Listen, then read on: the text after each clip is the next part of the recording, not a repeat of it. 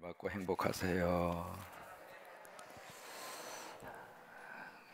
우중에 여러분 함께 이 새벽에 하나님 앞에 예배 드리게 돼서 너무 감사합니다. 5절에 보시면은 두 종류의 삶의 태도를 성경이 말씀을 하시고 있습니다. 5절에 부지런한 자가 있고 그 다음에 조급한 자가 있습니다.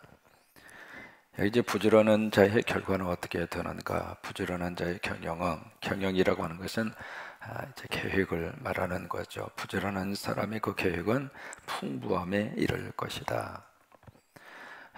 그러니까 그 삶의 태도 속에 어떤 부지런함, 근면, 성실 그런 삶의 태도를 가지고 사는 사람은 그 삶의 결과가 넉넉해지고 풍부해지고 부유해지고 그것이 이제 부지런하게 사는 사람에게 나타나는 삶의 결과라고 하는 것이에요. 그런데 조급한 자의 삶의 태도의 마지막 결과는 가난하게 되고 궁핍하게 된다라고 하는 그런 말씀입니다.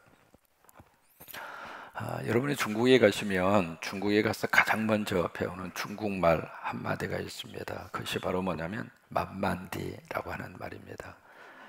중국말로 이제 만만디라고 하는 말은 천천히라고 하는 그런 뜻이죠. 이제 그게 어떻게 돼서 생겨났느냐면 그 생겨나게 된 여유가 있습니다. 그 이유가 바로 뭐냐면 그 중국의 거대하게 쭉 흐르고 있는 강이 하나 있죠. 그 강이 바로 양자강이라고 하는 강입니다. 또 장강 또는 양자강 그렇게 부르는데 그 강은 전 세계적으로 이제 나일강 그리고 이쪽에 아마존강 더불어서 세계에서 가장 긴 강이에요. 길이가 한 6,500km가 되니까 엄청나게 긴 그 강이잖아요. 그 양자강 저쪽 그 상류에서 어떤 한 사람이 배를 타고 하류로 이제 쭉 이렇게 내려와요. 내려오는데 그 배에다가 오리알을 이렇게 딱 두어 개 이렇게 배에다가 실었는데 그 내려오면서 그 오리알이 부화돼가지고 새끼가 깐 거예요. 배 안에서. 새끼가 이제 갔는데 그 새끼가 그 배 안에서 자라가지고 또 오리알을 또 낳는 거예요. 그러면 그 오리알을 또 새끼가 또 까는 거예요. 그 양자강 그 내려오는 그 과정 속에서 그러면 다시 또 그것을 길러 가지고 또 오리알을 또 낳는 거예요. 그런 식으로 해서 이제 밑으로 쭉 이렇게 하류로 내려다 보면은 그 배 안에 오리가 가득 찬 세월이 그만큼 흘렀다 그 말이죠. 그 오리가 가득 차니까 그 오리를 팔아서 양식을 사가지고 다시 이제 양자강 상류를 향하여 올라가는 거예요. 그런 식으로 딱 3번만 왔다 갔다 하면 일생이 끝난대. 그러니까 그 사람들 입장으로 봐서는 뭐 서두를 일이 없는 거예요. 그냥 물 흘러가는 대로 그냥 내려가는 대로 그냥 맡겨놓고 세워라 내워라. 그러다 보니까 중국말에 만만디라고 하는 그 말이 그래서 나왔다고 하는 거예요. 근데 우리는 참 우리 속성은 바로 뭐예요? 외국 사람이 가장 먼저 배우는 한국말이 있습니다. 그 뭘 것 같아요? 여러분들 아시네요. 빨리빨리. 하여튼 LA 지역에 살면서 거기에 히스패닉해서 멕시칸 그 사람들을 많이 같이 일을 하는데 한국 사람 주인만 만났다면 가장 먼저 배우는 말이 빨리빨리.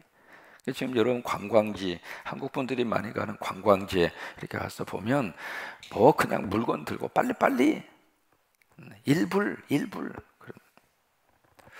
그래서 이제 외국 사람들이 한국 사람들을 보면서 붙이는 말이 있습니다. 미스터 빨리빨리. 아니, 한국 사람들을 미스터 빨리빨리 이제 그렇게 부를 정도로 우리의 어떤 빨리빨리가 어떤 우리 민족의 속성인 것처럼 마치 우리 민족의 트레이드 마크 같은 것처럼 그렇게 이제 인식되어질 정도로 우리는 생각도 빨리빨리, 말도 빨리빨리, 행동도 빨리빨리. 그러다 보니까 우물가에서 뭘 찾아요? 숭늉을. 아니 우물가에서 어떻게 숭늉이 나옵니까? 근데 우물가에 가서 숭늉을 기대하는 그런 것이 없지 않아 있고요.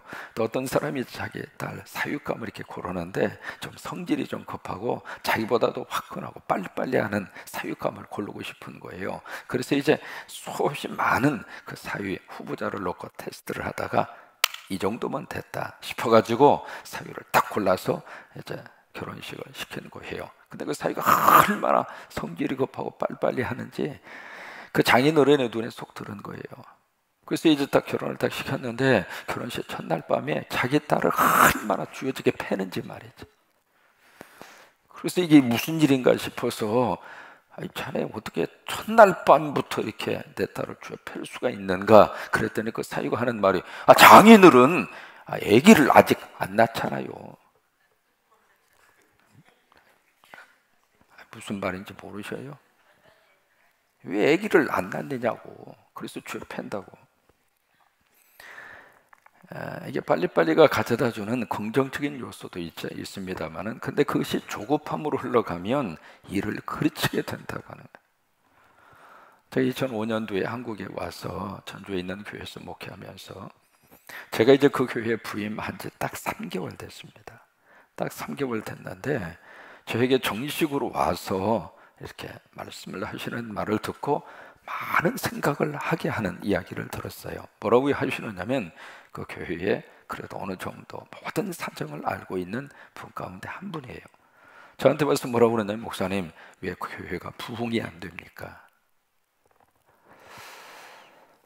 담임 목사가 온 지 3개월밖에 안 됐거든요. 근데 왜 교회가 부흥이 안 됩니까? 그 이야기를 지나가는 말로 하는 것이 아니라 정식으로 와서 이야기를 하시더라고요. 그래서 내가 온 지 3개월밖에 안 됐는데 그래서 이제 그때 생각해낸 것이 바로 뭐냐면 1주년 돌잔치를 그래서 한 겁니다.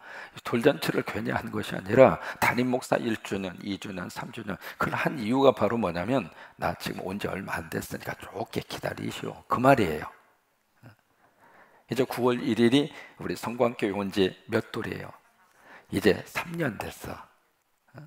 애기 태어나서 이제 3년 되면 어느 정도 우리 기억하잖아요. 그러니까 너무 서두르지 말아라 그 말이에요. 조금 기다리면서 그러면서 그 목사의 목회적인 역량이 뿌리를 내리고 깊이 뭔가 이루어지려면 적어도 5년은 기다려줘야 되는 거예요.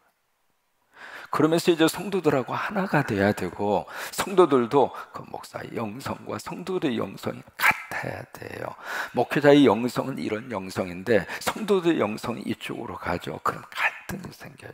그러니까 한 5년 정도 그 목회자와 함께 말씀, 이 설교하는 스타일도 다 다르잖아요. 목사님들마다 전부 다 틀리잖아요. 어떤 목사님은 강단에 서자마자 할렐루야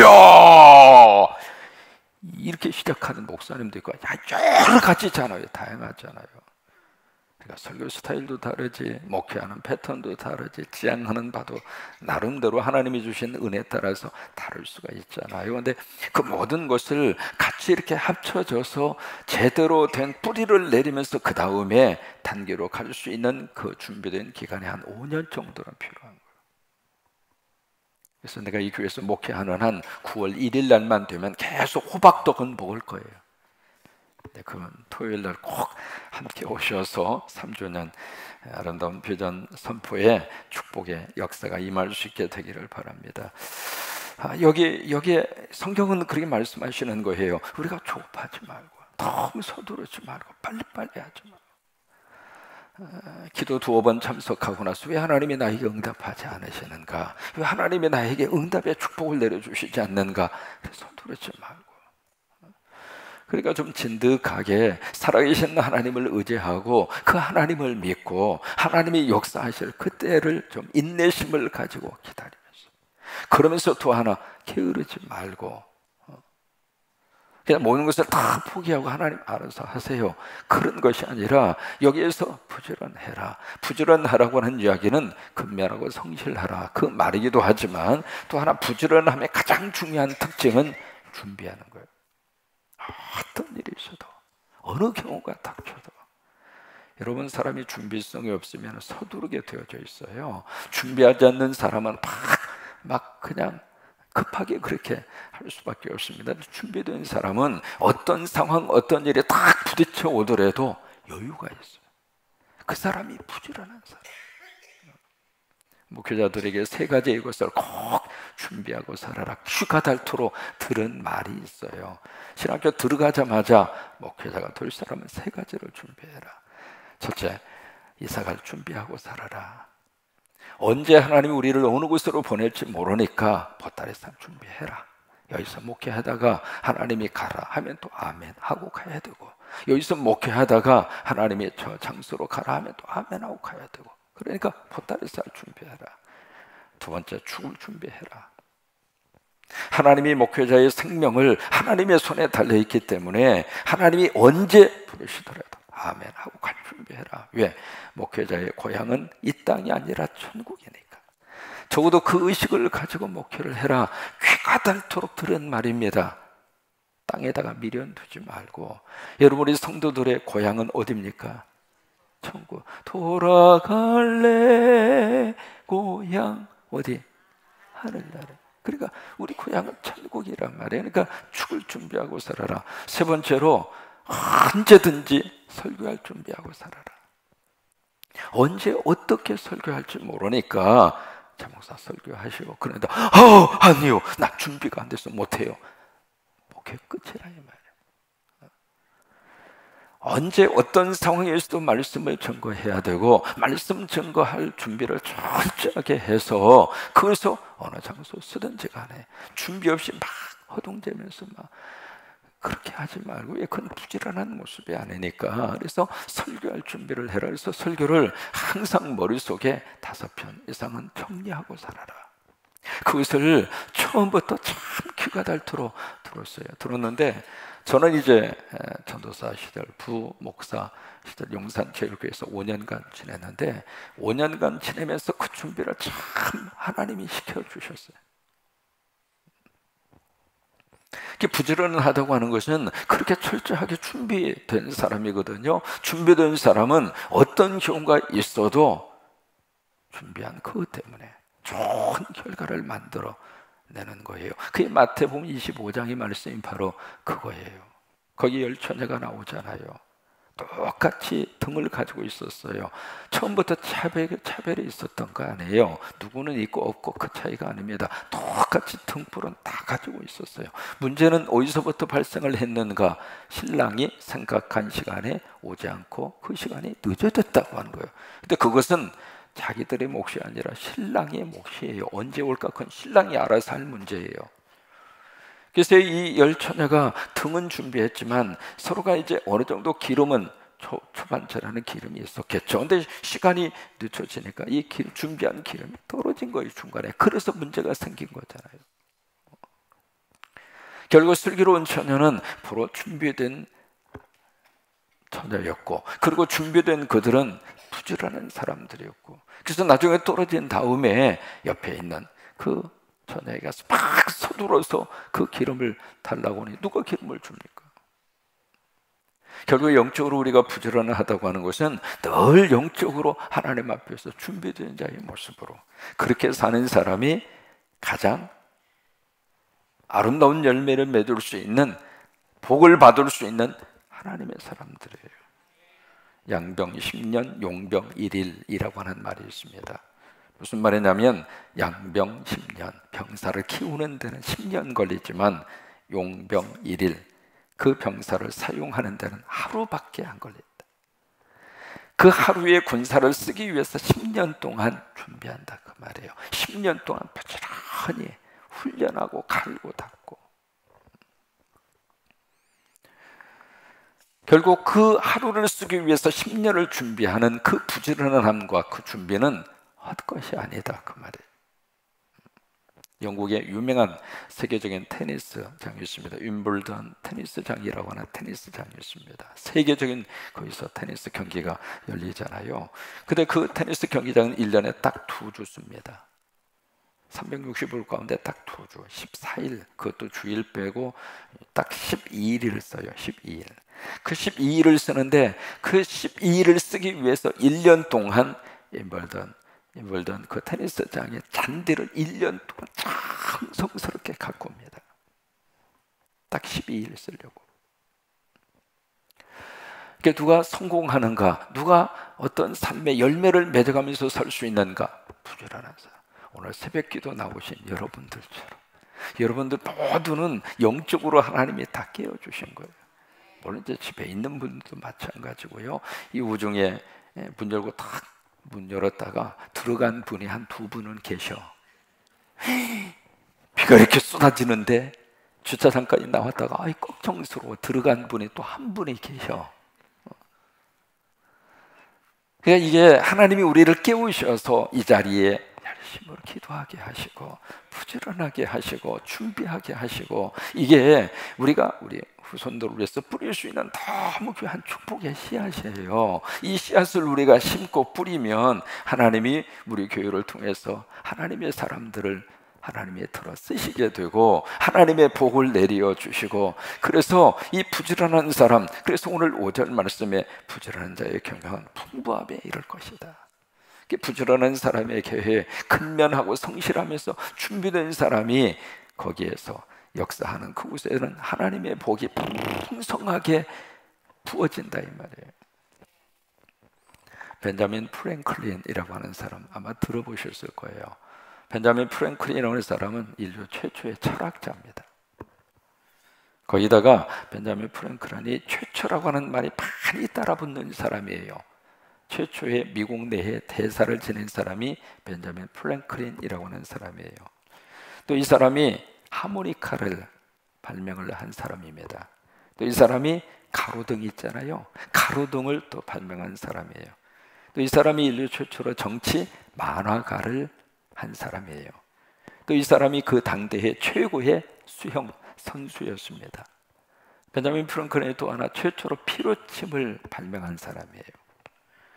이 사람은 펜실베니아라고 하는 그 주가 있거든요. 그 주의 주지사를 4번을 한 사람이에요. 상상할 수 없는 많은 일들을, 인생의 결과물들을 만들어냈는데, 중요한 것은 가장 마지막에 벤자민 프랭클린을 평가하면서 하는 말이, 이 사람은 진실로 부지런한 사람이었다. 그러니까 부지런한 사람이 결국 잘 되게 되었어요. 오늘 이 말씀이 오늘 우리 앞에 아름다운 축복으로 와닿게 되기를 주의 이름으로 축원합니다. 그저 하나님을 의지하고 계속 예배를 통해서 기도를 뿌리고, 예배를 통해서 미래의 축복의 씨앗을 뿌리고, 예배를 통해서 하나님 앞에 정성을 뿌리고, 예배를 통해서 하나님이 기뻐하는 그런 역사와 능력을 부지런히 그렇게 하나님 앞에 열심으로 그렇게 하셔서 하나님의 복을 다 받아 누리는 여러분 되시기를 주의 이름으로 축원합니다. 여러분, 미국의 골프 선수 가운데 누가 있느냐면 게리 플레이머라고 하는 골프 선수, 아주 전설적인 그런 골프 선수가 있습니다. 게리 플레이라고 하는 사람, 원래 이 사람은 남아공이라고 하는 그 아프리카의 그 남아공 출신의 골프 선수인데, 이분은 이제 다른 사람에 비해서 키가 좀 작습니다. 키가 한 170cm입니다. 이런 골프 선수들은 대가 키가 커요. 그리고 체격이 좋습니다. 근데 이분의 체중은 66kg입니다. 그러니까 키가 170, 70에 66kg. 그러니까 골프 선수로서는 외형적인 모습 자체는 굉장히 왜소하다 그 말이에요. 근데 이분이 미국의 메이저 그 우승을 160번을 차지할 정도로 골프 선수로서는 가장 이름을 날리는 이제 그런 선수가 됐습니다. 이분이 이제 우승을 할 때마다 옆에 있는 사람들이, 야, 당신 참 운이 좋다고, 어떻게 돼서 그렇게 메이저 대회에 우승컵을 손에 들 수가 있느냐고. 그런데 이 골프 선수 게리 플레이라고 하는 사람이 행운이 아니에요. 운이 따라서 우승을 하는 것이 아니라, 남들이 쉬고 있을 때 이 사람은 부지런히 뭘 했는가? 골프 연습을 했어요. 여러분, 그 연습이라고 하는 것은 준비잖아요. 그 준비라고 하는 것은 부지런한 사람만이 할 수 있는 일이라고요. 그렇게 하니까 우승이라고 하는 결과가 나온 거예요. 그냥 나온 게 아니에요. 영적으로도 마찬가지입니다. 부지런히 하나님 앞에서 그냥 새벽을 깨우고 그냥 열심으로 부지런히 그렇게 하는 하나님의 사람들에게 하나님은 큰 복을 내려주세요. 그 은혜가 넘치기를 주의 이름으로 축원합니다.